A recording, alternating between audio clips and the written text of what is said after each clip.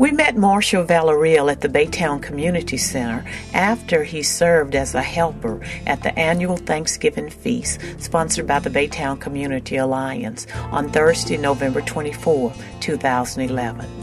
Marshall's story reminds us of how the path of life can sometimes make sudden changes. This is a must-hear story that led Marshall down a path from a well-paying job to dwelling under a bridge. In this story, you will hear why Marshall gives thanks. You will also hear from his brother-in-law, Larry, as he comments on Marshall's story. My name is Marshall Villarreal. I used to work on airplanes. I always had good money, nice cars. I had my own home. And after a while, you realize that that's not enough to live. I mean, you need God in your life, and a lot of times I didn't have enough time. But when I did start making time, it was already too late. I lost my job due to my illness with diabetes, with Charcot foot.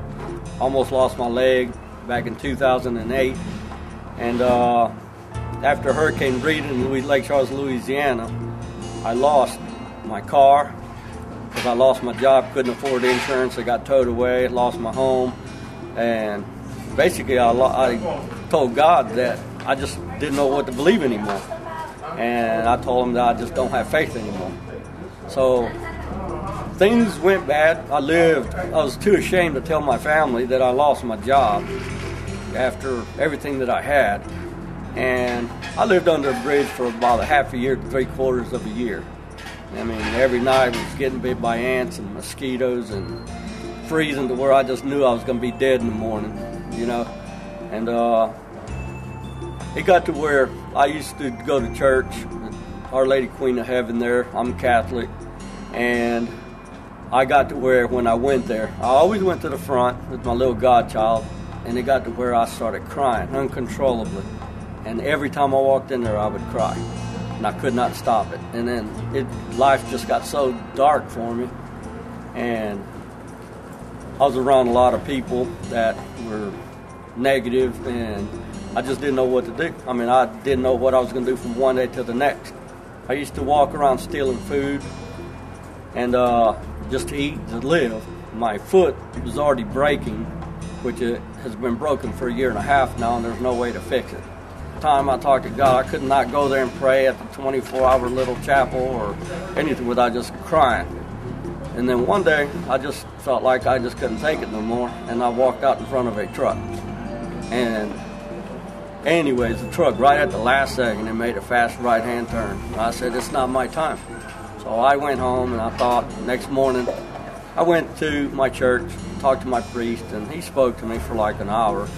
That gave me a big understanding of life, and even though I believed in God, he made me understand something different. From that point on, my life has been different, and I feel like I give to myself by helping people with food. Some people make it an issue of making it awareness of breast cancer or diabetes or whatever. Mine is food. So without caring for any recognition, my family doesn't know, but I buy like food from Kroger's every week with a disability check, and I donate it, and I come here to the community center to just give my little 2-3 hours. My name's Larry Thrash, Marshall's brother-in-law, and he was on top of the world with a good career for many years working on aircraft.